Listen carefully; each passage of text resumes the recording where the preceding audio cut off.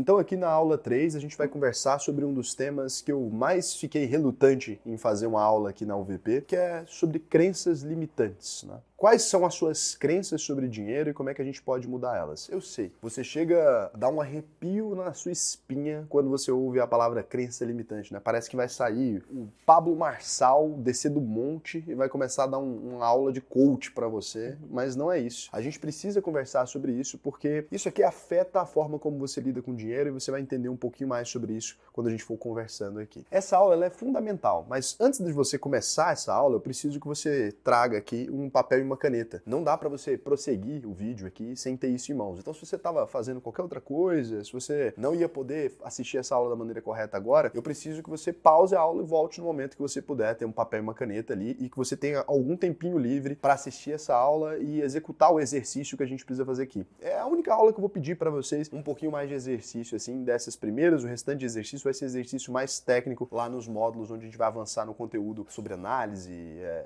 fazer um método Scuttlebust, daí vocês vão sofrer. Mas agora, essa é uma das únicas aulas aqui. E a intenção aqui, né, não é ficar falando, você tem que mudar o seu mindset para você ganhar dinheiro, não é nada disso. Só que um dos maiores temas e mais frequentes em consultas, né, com psicólogos ali é o tema dinheiro, é o tema fracasso da vida financeira. E tudo aquilo que você recebeu ao longo da sua vida de educação financeira não foi bom, né? E é por isso que você está aqui agora. Se você tivesse recebido uma ampla educação financeira, você provavelmente não precisaria nem de fazer um curso sobre investimentos. E as informações que as pessoas te passaram, ou as informações que conversaram com você acerca de dinheiro, elas foram moldando a forma como você usa dinheiro. Não por uma questão de mindset, ou sei lá, é porque realmente as crianças, elas são moduláveis. E aí você se tornou um adulto com todas aquelas referências de dinheiro que já existiam antes na sua cabeça. Então é muito comum você encontrar pessoas replicando o comportamento que elas tiveram a vida inteira. No livro Segredos de uma Mente Milionária, o T. Harv Eker, ele conta uma história que é muito interessante. Inclusive, se você quiser ler o livro, boa parte da base dessa aula foi tirada desse livro. Ele conta uma história muito interessante de uma mulher que ela foi criada a vida inteira com a mãe dela pedindo dinheiro pro pai.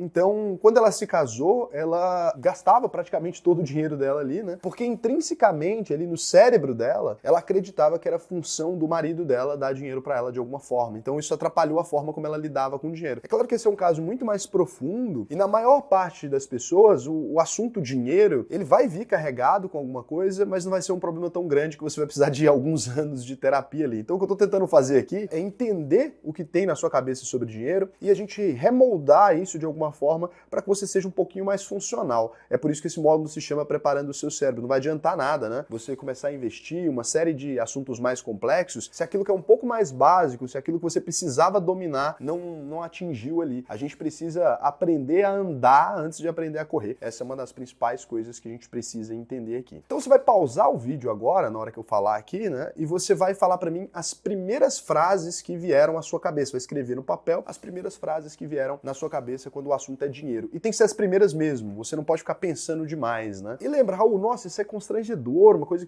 estranha da gente estar fazendo. Lembra que não tem ninguém aqui te vigiando, só temos eu e você, né? Não sei que você tenha chamado a sua crush, seu marido, sua esposa, sei lá, para assistir uma aula de finanças, que é importante, né? Se você não convidou seus amigos numa noite regada a vinho, só temos eu e você aqui. Então, nesse assunto. Então, faz isso, é escrever ali as primeiras frases que vierem à sua cabeça. Não importa se elas são ruins ou boas, é só escrever tudo aquilo que você pensa sobre dinheiro. Feito isso, o que a gente vai tentar fazer aqui agora? Não existe nenhuma chance de você enriquecer se você tem raiva de dinheiro, se você tem algum tipo de nojo, um rancor, né? O seu cérebro ele vai lutar de todas as formas possíveis para que você não consiga acumular dinheiro se você não tem admiração por isso. E aí, nesse ponto aqui, eu vou ter que ser um pouco rude com você, talvez, mas assim, tem gente que vai falar, eu não acredito nisso. Eu não perguntei se você acredita ou não, né? Se amanhã, ao alvorecer, você falar que o céu é cor de rosa, né? Pink lemonade, a cor do sol, ele não vai se tornar cor de rosa, porque você acredita nisso. Você tem que sair dessa primeira infância de achar que o seu pensamento ele molda a realidade, ou que a sua opinião ela é muito importante. Ela não é. Então, você não precisa acreditar ou duvidar de nada para que aquilo seja fato, né? Não existe nenhum asset a mais no seu cérebro que faça com que as coisas que você acredita sejam mais importantes do que a realidade do mundo. Isso, inclusive, é bom para você ir crescendo já, porque as pessoas falam assim, posso dar a minha opinião? Não, né? Nem sempre a sua opinião é bem-vinda, nem sempre ela é útil, nem sempre você tem uma opinião que realmente valha para alguma coisa. Tem uma história história muito boa sobre isso, que dois rabinos ali, eles estão durante uma noite tomando um vinho ali, conversando, né? E no meio da noite, um dos rabinos começa a dialogar sobre a existência ou não de Deus. E aí os dois, depois de já muito bêbados ali, eles chegam na conclusão de que Deus não existia. Então os dois rabinos ali, eles são como se fossem padres do judaísmo, né? Um padre judeu, é um rabino. Eles chegam à conclusão, Deus não existe. Em determinado momento da noite, eles vão dormir, os dois acordam. Quando um acorda mais tarde um pouco que o outro, ele percebe que um deles está fazendo a liturgia, né? Eles chegaram na conclusão ontem à noite que Deus não existia e ele está fazendo a liturgia. E daí ele chega e fala assim, mas o que é isso? A gente não concordou que Deus não existe, né? Pra que você vai ficar fazendo a sua liturgia aí se não tem nenhuma função, se Deus não existe? E ele responde de maneira muito prática, né? E o que Deus tem a ver com isso? Então, assim, o que Deus tem a ver com o fato da gente acreditar ou não que ele existe? Não muda nada na vida de Deus, né? Então, portanto, continua fazendo a sua liturgia. É o que eu espero de você. Faça, independente de você acreditar ou não. Então, a maior parte das frases que você escreveu foram positivas ou negativas? Se foram positivas essas frases, parabéns. Então, se você contou ali numericamente, tem mais frases positivas do que negativas a respeito de dinheiro, provavelmente você já tem uma relação um pouco melhor com o dinheiro. Se as frases foram negativas, você pode ter passado ali na infância por situações meio complicadas com relação a dinheiro, né? Então, o que a gente vai tentar fazer aqui agora? A gente vai tentar ressignificar as frases mais comuns que a gente tem a respeito de dinheiro e provavelmente alguma dessas frases vai estar escrita aí, se você tinha frases negativas. Então, assim, para prosseguirmos, lembre-se, né, que eu sei que você está relutando de vontade de voltar lá atrás e falar, não vou mexer com essa aula, vou pular para a próxima. Então, é melhor ser um crente rico do que um ateu pobre. Lembra disso. Esse negócio de você não acreditar nas coisas não vai te trazer nada, né? Se você não acreditar em mim e eu tiver certo, você tá fudido. Você vai perder dinheiro. Se você acreditar em mim e eu estiver errado, você não perde nada. Então essa é uma coisa que você só tem como ganhar. É ou não é, Wander? Simples. Se você chegou até aqui é porque você confia em mim, então deixa eu te ajudar. O primeiro mito sobre dinheiro é uma frase que talvez já ouviu essa, Evander. O dinheiro é a raiz de todo mal. Olha, essa frase é muito dita, né? Então, provavelmente, talvez você tenha essa frase ou um similar dela aí, né? O dinheiro só traz problema, o dinheiro é a raiz do mal, o dinheiro é sei lá o quê, dinheiro é coisa de gente ruim, dinheiro é sei lá o quê.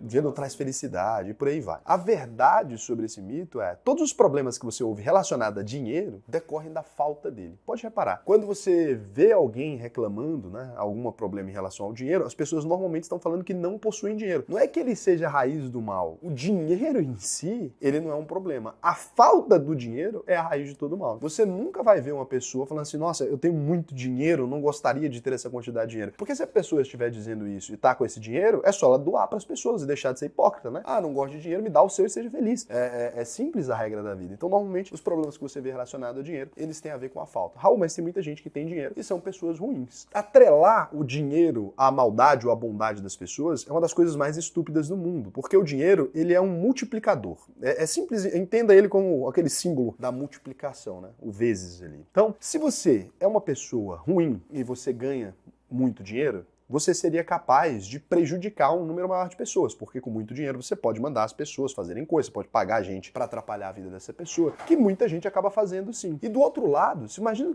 uma pessoa muito boa com muito dinheiro. Essa pessoa pode ajudar quantas pessoas, né? Imagina isso, pode alimentar um monte de gente, pode abrir uma instituição de caridade, pode ajudar todas as pessoas que ela gosta, pode abrir uma escola, pode fazer o que ela quiser, né? Então essa quantidade de dinheiro ela vai intensificar aquilo que você já é. Se você é uma pessoa ruim, quanto mais dinheiro você tiver, mais capacidade de fazer o mal você vai ter. Se você é uma pessoa boa, quanto mais dinheiro você tiver, mais a capacidade de fazer o bem você terá. O segundo mito que existe muito relacionado a dinheiro é quem ganha dinheiro tem sorte. Esse é um dos pontos, né? Normalmente as pessoas associam o ganhar dinheiro à sorte. E se você associa o dinheiro à sorte de alguma maneira e você não tem sorte, você não considera que você tem sorte, senão você já teria dinheiro, te deixa numa posição muito confortável de não fazer nada relacionado a isso. Então normalmente essa é uma desculpa de todo mundo que quer vadiar. Você quer ser um vagabundo ali, você não tem o interesse, né, verdadeiro em fazer nada por você e você inventa que ganhar dinheiro é coisa de quem tem sorte, porque aí você pode ficar só sentado desejando que uma mala de dinheiro caia na sua cabeça. Até para ter sorte, a gente precisa sair de casa, a gente precisa estar no lugar certo e a gente precisa ser a pessoa certa também. Quantas pessoas você já viu que passaram por um lugar ali, que estiveram no meio de uma grande empresa que foi fundada e acabaram não ganhando dinheiro, né? Acabaram não fazendo nada ali. Então você teve grandes chances na sua vida, eu tenho certeza que você já teve, e que talvez você não tenha aproveitado. Normalmente numa vida inteira carreira, todo mundo recebe 2, 3 oportunidades de ganhar dinheiro. E as pessoas muitas vezes não aproveitam essas oportunidades. Então, não basta, né, ter sorte ali. E por mais que a sorte seja um fator que a gente pode falar que existe, só que você vai ter que ser a pessoa certa para dar essa sorte, você vai ter que estar no lugar certo e vai ter que fazer as coisas do jeito certo também. Então, não é simplesmente soltar na mão do acaso ou ganhar dinheiro. O terceiro mito, né, é que os ricos são egoístas. Essa é uma frase que talvez você tenha aí de diferente maneira. A verdade sobre o dinheiro é que não existe muito como ele não ser compartilhado de alguma maneira. A quantidade de dinheiro que o indivíduo ganha está diretamente relacionada ao impacto que ele tem nas pessoas. Seja esse impacto negativo ou positivo. Mas só para você entender. Então, por que o dono de um mercadinho na esquina da sua casa, ele consegue gerar ali alguns milhares, e por que o Jeff Bezos da Amazon gera alguns bilhões? Quantas pessoas o mercadinho da rua da sua casa impacta no dia a dia e quantas pessoas a Amazon impacta diariamente? Quando você olha ali, a Amazon impacta milhões de pessoas diariamente, bilhões de pessoas anualmente, e ela gera bilhões de dólares em resultado. A mesma coisa é válida para qualquer outra empresa do mundo. Então é impossível você falar de egoísmo, né, associando a riqueza de alguma maneira, porque o rico, a única maneira dele se transformar num rico, pelo menos hoje em dia, a não ser que ele tenha uma fortuna muito antiga que ele não fez nada, mas esse dinheiro de alguma forma, né, veio de impacto, a única forma de você ganhar muito dinheiro é impactando a vida de muitas pessoas. Quando você olha, por exemplo, o Mark Zuckerberg, são bilhões de usuários, né, no Facebook, Instagram, nas coisas ali que ele está vinculado. Então, dinheiro é igual a impacto. Quanto mais impacto você tem, quanto mais impacto você gera, mais dinheiro você ganha. Se você quiser entender a magia, então, para gerar bilhões, a primeira coisa que você tem que pensar é como eu impacto a vida de bilhões de pessoas. O dinheiro vem do servir, né? Quanto mais gente a gente serve ali, mais dinheiro a gente ganha. Então, o quarto mito é que dinheiro não traz felicidade. Essa é uma das frases, eu acho, que as pessoas mais ouvem na vida. Quando as pessoas dizem que dinheiro não traz felicidade, se você pegar um bolo de dinheiro, colocar dentro de um quarto e deitar em cima dele, poucas pessoas ficariam felizes com isso. A gente pode dizer ali que, talvez algumas, uma pessoa muito gananciosa, tio Patinhas, talvez, né, ficaria feliz ali nadando no mar de dinheiro. Agora, o dinheiro, ele serve para que você compre coisas. Então você pode ir com o seu dinheiro voar daqui para Nova York levando 3 pessoas que você gosta muito. Eu tenho certeza que a chance de você ser mais feliz, né, tendo a possibilidade de fazer mais coisas, é maior do que se você tiver uma limitação. Então quando você enxerga o dinheiro, né, como uma forma de acúmulo sem sentido, de fato ele não consegue trazer felicidade. Se você enxerga o dinheiro como uma forma de comprar acessos, você vai ter o dinheiro de uma forma como uma chave, né, que abre certas portas. Agora, o que eu acho que é verdade no sentido mais absoluto das coisas? A única coisa que traz para o ser humano a felicidade é a liberdade. É a única forma de ser feliz de alguma forma é ser livre. E aí é só você imaginar que se você ganha 20 bilhões, por exemplo, mas você precisa, o acordo para isso é ficar numa cadeia, você provavelmente não seria muito feliz, mesmo sendo bilionário, né? E o dinheiro, ele compra a única coisa que vale a pena você ter na vida, que é o poder de dizer não. Não é nem o poder de dizer sim. Ele compra também, né? Então ele compra vários sims na vida. Ele compra sim de um carro, ele compra sim de uma casa, você pode sim, mas ele compra o poder de você dizer não. Então, olha, eu não vou trabalhar hoje porque eu não quero. Eu não vou para esse lugar porque eu não sou obrigado a te aguentar. Essa grande ferramenta que o dinheiro traz, para mim, foi o que me motivou a vida inteira a querer ter mais dinheiro. Quando você tem dinheiro suficiente para dizer não para as coisas, que você não precisa mais fazer aquilo que você não quer, eu acho que só isso já melhora a sua qualidade de vida de um jeito absurdo. Porque, é claro, comprar comida,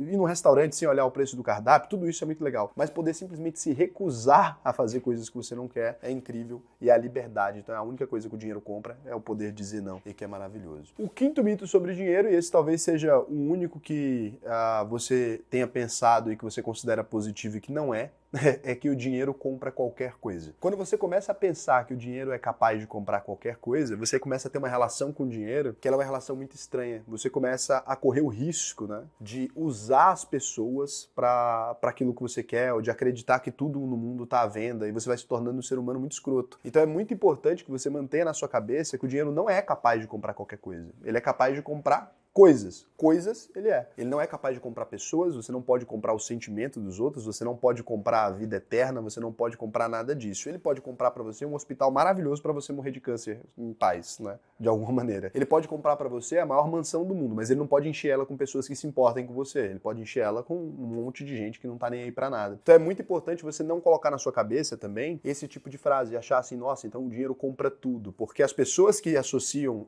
o dinheiro a comprar tudo no mundo, esse tipo de gente se torna um tipo de gente muito mesquinha, um tipo de gente que quer acumular dinheiro simplesmente por acumular, que simplesmente acredita que pode comprar as pessoas, e isso vai com certeza te gerar frustração. Então, esse é o tipo de mito, né, que faz com que algumas pessoas que ganham muito dinheiro se tornem depressivas. Não é por causa do dinheiro em si, é pela relação que elas construíram com o dinheiro no meio do caminho. Elas acharam que o dinheiro era muito mais importante do que ele era de fato. Então, a sua família, as pessoas, você vai continuar tendo que tratar elas muito bem. Não é porque você ficou rico que as pessoas são obrigadas a gostar de você. Então, esse aqui é talvez um dos únicos mitos que estejam diferentes aqui, que você pensou que talvez fosse positivo, mas não é. Por isso que eu coloquei. O sexto mito é que o dinheiro é sujo. Isso aí é uma frase que as pessoas ouvem o tempo todo, né? E aí, se for dinheiro de papel, é sujo mesmo. Não recomendo que você pegue no dinheiro sem lavar suas mãos ali. E aí você pode usar cartão de crédito também. Então, isso é um mito besta, mas é uma frase que as pessoas escrevem e não faz sentido. O dinheiro é sujo.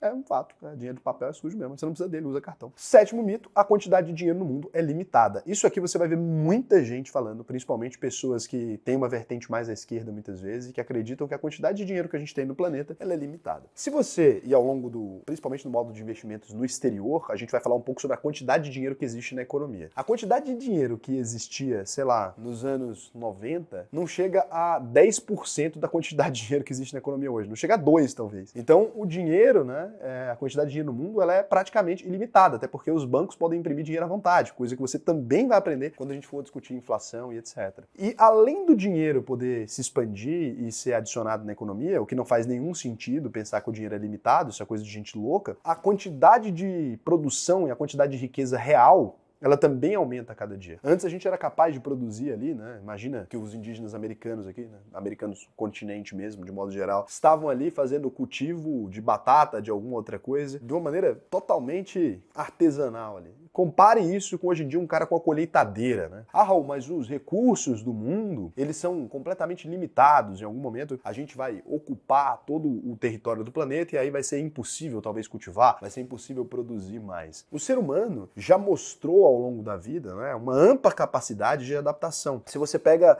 há vários momentos da história, a gente acreditava, a gente olhava ali, quando éramos caçadores e coletores, se a gente tivesse a capacidade, né, nessa época a gente não tinha, de observar quantas árvores existiam no mundo, era nítido que se existisse uma população superior a 10, 15 milhões de pessoas ali, a gente passaria fome, porque não teria árvore suficiente para a gente colher da mesma intensidade. Depois de um tempo, quando a gente viu como é que crescia o método, então até Malthus, né, chegou nessa conclusão, quando a gente viu o modelo como crescia a produção de alimentos e como crescia o tamanho da população, chegaram à conclusão que o ser humano seria extinto, porque a gente não conseguiria produzir. E cada vez mais a gente vai produzindo mais e com menos recursos, né? A gente gastando menos recursos ali. Então não me surpreenderia, por exemplo, uma modificação genética das plantas ou alguma outra coisa que permitisse a gente produzir muito mais e cada vez mais. Esse tipo de pensamento, ele é completamente limitador e não cabe dentro da cabeça de um bicho que se diz inteligente, né? Que se diz racional de alguma forma. A racionalidade pressupõe, inclusive, que a gente possa trocar, arrumar mais planetas, né? E se o universo é infinito, os infinitos também são as possibilidades do que a gente tem para fazer com ele. A quantidade de dinheiro no mundo, hoje, ela não é limitada de maneira nenhuma, na galáxia muito menos, né? A gente não conseguiu nem sair da nossa pequena bolinha de terra aqui, que não corresponde a 0,00001% da extensão do universo. Então, é completamente besta dizer que a criação de riqueza no mundo ela é limitada. Acho que se a gente não for extinto por nós mesmos, né? Se nós não acabarmos explorando além do que deveríamos num tempo hábil, a gente possa morrer muito antes da riqueza acabar. Talvez a gente morra gerando mais gases poluentes do que deveria. É um problema nosso também, mas isso aí. Mas tranquilo, coisa tranquila, vai demorar. Oitavo mito, os ricos tornam-se ricos às custas dos pobres, né? Essa é uma das frases que você mais ouve na vida. Tem muita gente também que fala que para ficar rico só sendo muito, sei lá o quê, muito sacana, só enganando muita gente, só sacaneando muitas pessoas. E aí o que eu vou te convidar tente encontrar um único bilionário, então você pode ver na lista ali de bilionários, um único bilionário que no caminho dele para ficar bilionário, não tenha aumentado a quantidade de milionários no mundo. Imagina, então o Jorge Paulo Lema ali, pega quantos ficaram ricos junto com ele, né? Quantas pessoas a Ambev fez ficarem milionárias, quantas pessoas as lojas americanas, que agora teve uma crise aí, inclusive, a gente tá falando de um momento em que as lojas americanas aí têm um rombo de sei lá quantos bilhões. Imagina quantas pessoas em cada uma da abertura de capital dessas empresas, quantos investidores, quantas pessoas que colocaram dinheiro ali, quantos profissionais que trabalhavam nessas empresas e ganharam participação em ações, quantos milionários foram criados a partir disso. Não existe, né? Nenhum bilionário que fica bilionário sozinho. Então, a geração de riqueza, ela existe existe, né, mais recentemente. E a pobreza existe desde sempre. Se você pensar, 100% da população humana era miserável. O que é ser miserável? Né? As pessoas nasciam ali sem ter nenhum lugar para ir, sem ter uma casa, sem ter um nada, sem ter nenhuma segurança de que ele comeria a próxima refeição. A gente vivia em completo estado natural. Então não tinha como. Com o passar dos anos, a gente chega em modelos feudalistas, etc., onde 89% da população vivia na pobreza, só 11% tinha algum tipo de recurso. Hoje, no capitalismo, a gente está discutindo aí 8% de pessoas vivendo na pobreza, que é muita gente, é muita gente mesmo. Só que cada vez mais a gente vai ter um número menor, mais decrescente de pobres. As pessoas querem te convencer que o mundo está piorando. Mas quando você para raciocinar, um multimilionário, um cara que era bilionário, por exemplo, nos anos 10 ali, em 1900, ele vivia pior do que um cara que trabalha como entregador hoje em dia no Rappi. Por quê? Esse cara não tinha uma geladeira, ele não tinha como se deslocar de um lugar para o outro, ele não tinha um carro, ele não tinha absolutamente nada.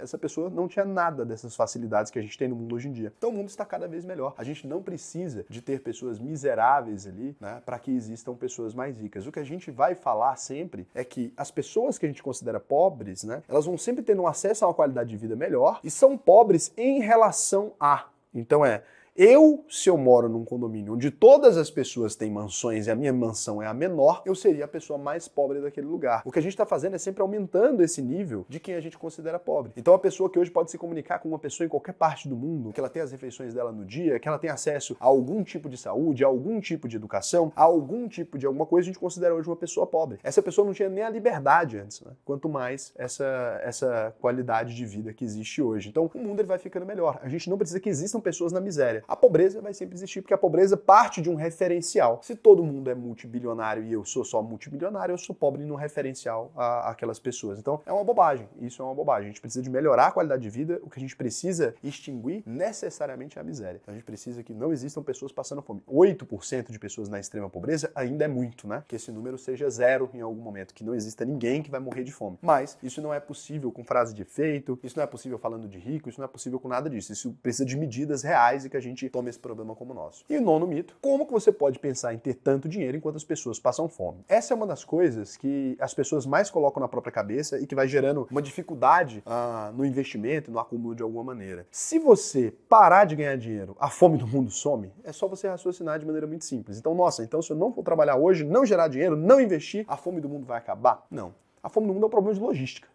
As pessoas não é um problema de dinheiro. Se você pegasse e falasse, o dinheiro aqui pode resolver a fome do mundo, teria muita gente que poderia. Tem um problema de logística, tem um problema de como fazer esse recurso chegar naquele lugar, tem um problema do planeta, da localização geográfica dessas pessoas. É um problema muito amplo. E independente do que aconteça com você ou não, esse problema vai continuar existindo, pelo menos nesse primeiro momento. Então ganhar dinheiro, inclusive, pode fazer com que você comece a fazer parte da solução desse problema. Se você não ganha e se torna um pobre, você é só uma boca a mais para alimentar. Então não adianta, né, você querer salvar o mundo antes de se salvar. E colocar primeiro a máscara de oxigênio em você e depois você raciocina. E você pode fazer um compromisso. Olha, quando eu chegar em tanto de patrimônio, eu vou começar a doar X% de tudo aquilo que eu ganho, etc. Você vai conseguir ajudar muito mais gente tomando a iniciativa própria de resolver o problema do que ficando tweetando na internet, falando, nossa, meu Deus, eu vou mudar o mundo, isso lá o quê. O 10º mito é, só fica rico quem engana os outros ou rouba. Né? Essa é uma coisa que muita gente pensa também, tem na própria cabeça. E aí eu vou te fazer uma pergunta muito sincera e muito verdadeira. Quantos ladrões verdadeiramente ricos você conheceu na vida? O cara sai pra assaltar todos os dias, né? Pega ali uma arma, tal, vai lá e assalta. Às vezes vai ali num assalto, consegue fazer 5, 6 mil reais. Você vai olhar onde o cara mora num mesmo barracão, no mesmo morro do que o trabalhador que trabalha todos os dias ali. Não ganha um centavo a mais ou a menos na qualidade de vida dele, né? Ele coloca mais dinheiro no bolso ali e gasta o dinheiro na mesma intensidade. Não existe, né, ladrão que consiga se sustentar roubando as pessoas durante muitos anos. Eventualmente, você consegue um bandido de colarinho branco, né, que consegue roubar as pessoas, mas não consegue por muito tempo. Acaba com privação